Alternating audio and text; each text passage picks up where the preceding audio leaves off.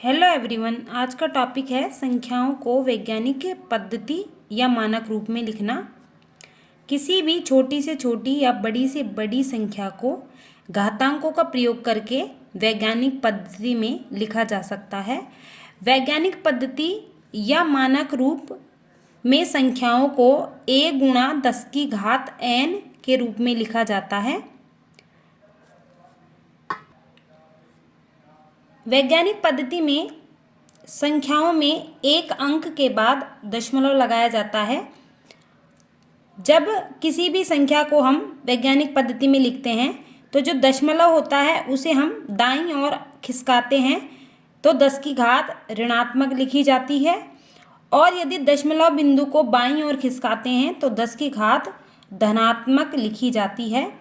कहने का अर्थ यह है कि किसी भी बड़ी से बड़ी संख्या को जब वैज्ञानिक पद्धति में लिखते हैं तो 10 की घात धनात्मक आती है, और किसी भी छोटी से छोटी संख्या को वैज्ञानिक पद्धति में लिखते हैं तो 10 की घात ऋणात्मक आती है।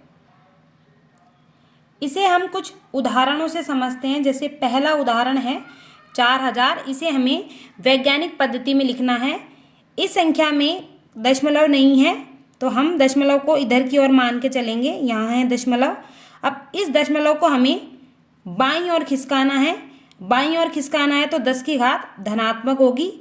तो हमें वैज्ञानिक पद्धति में एक अंक के बाद दशमलव लगाना होता है, यानी यहाँ लगाना होता है दशमलव।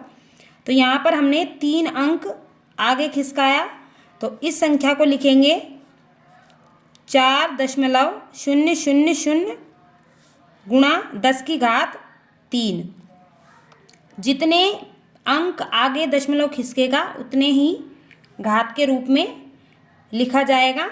जैसे यहाँ पर दशमलव को 3 अंक आगे खिसकाया तो 3 घात के रूप में चला गया। दशमलव के बाद में शून्य का कोई अर्थ नहीं होता, इसलिए इसे लिखेंगे 4 गुणा 10 की घात 3। यह संख्या बड़ी है इसलिए 10 की घात धनात्मक आएगी। अगला उदाहरण है 8706.35। वैज्ञानिक पद्धति में लिखना है इसे हमें, तो दशमलव बिंदु को यहाँ पर लाना पड़ेगा एक अंक के बाद। तो यहाँ पर इस दशमलव बिंदु को 3 अंक आगे खिसकाएंगे, 1 2 3। दशमलव बिंदु को बाईं ओर खिसकाते हैं तो 10 की घात आएगी धनात्मक। तो 3 अंक आगे खिसकाया तो यहाँ पर 10 की घात 3 हो गई, और ये दशमलव बिंदु यहाँ आ जाएगा तो ये हो गया 8.70635। यह संख्या भी बड़ी है इसलिए घात धनात्मक आएगी।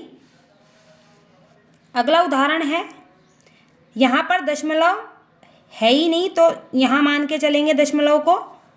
अब दशमलव बिंदु हम यहाँ पर लेके आएंगे एक अंक के बाद। तो हमने दशमलव बिंदु को खिसकाया 1 2 3 4 5 6।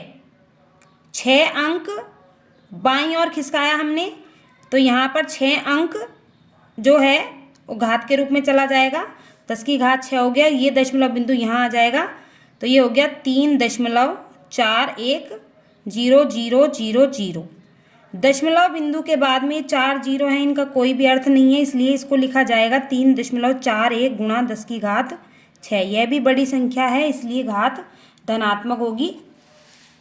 अगला उदाहरण है इस तरह से, यहाँ पर भी दशमलव बिंदु नहीं है इसलिए यहाँ मान के चलेंगे दशमलव बिंदु को।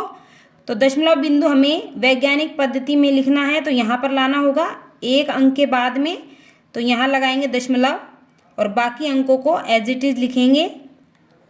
ये शून्य हटेंगे नहीं क्योंकि यहाँ पर इसके बाद में अंक है। अब हमने इस दशमलव बिंदु को 1 2 3 4 5 6 अंक आगे खिसकाया तो यहाँ पर 10 की घात हो गई 6। क्योंकि हम बाईं ओर खिसका रहे हैं तो बाईं ओर घात धनात्मक आएगी, और यह बड़ी संख्या भी है इसलिए घात धनात्मक होगी। अगला उदाहरण है 0.0000493। यहाँ पर हमें दशमलव बिंदु को दाईं ओर खिसकाना है इस अंक के बाद में। तो हमें यहाँ लाना होगा 4.93।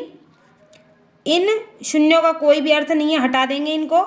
अब हमने दशमलव बिंदु खिसकाया 1 2 3 4 अंक के बाद खिसकाया तो यहाँ पर 10 की घात हो जाएगी -4, क्योंकि हमने जो दशमलव खिसकाया है वो दाईं तरफ खिसकाया है, और दाईं तरफ खिसकाते हैं तो 10 की घात ऋणात्मक लेंगे। और यह छोटी संख्या भी है, छोटी संख्या को जब हम मानक रूप में लिखते हैं तो घात हमेशा ऋणात्मक आएगी। अगला उदाहरण है 0.581।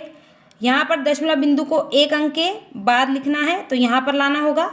यहाँ हमने एक अंक आगे खिसकाया तो 10 की घात -1, और दशमलव बिंदु यहाँ आ जाएगा 5.81। यह संख्या भी छोटी है इसलिए घात ऋणात्मक होगी। इस तरह से हम संख्याओं को वैज्ञानिक पद्धति में या मानक रूप में लिख सकते हैं। यदि वीडियो अच्छी लगी हो तो लाइक करें, शेयर करें और चैनल को सब्सक्राइब करें। Thank you.